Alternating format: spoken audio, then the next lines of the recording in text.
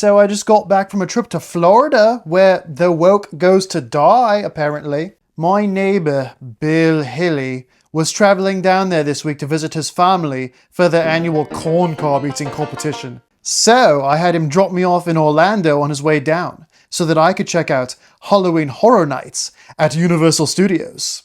But did it live up to the hype? Here is my full review of the experience.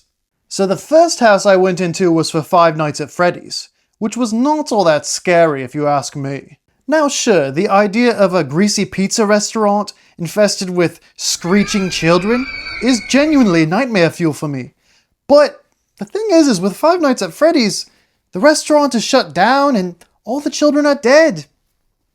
That's actually a comforting thought to me, to be honest. The next house I went into was for Jason Universe, an homage to Jason Voorhees and the Friday the 13th franchise.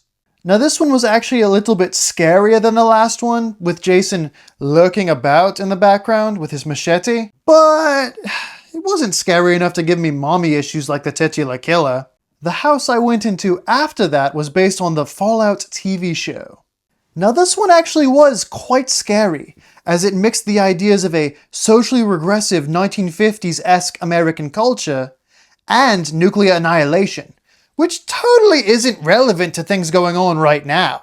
At least it wasn't as scary as how fans of the Fallout video games get treated. After that, I went into the house that was based on WWE, which was legitimately terrifying because it reminded me of just how depraved American entertainment truly is. But hey, at least Vince McMahon wasn't there lurking about. Yuck.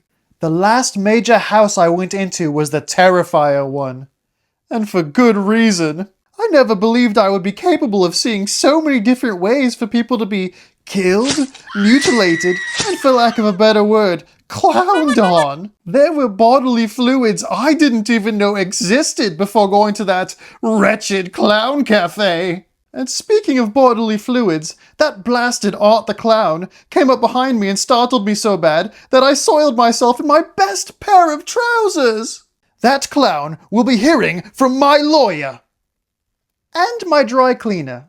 However, none of the houses at Halloween Horror Nights were able to truly take the crown for the scariest house in Florida. That title still belongs to Mar-a-Lago. Have you seen the masks those women wear there? Now that is bloody terrifying.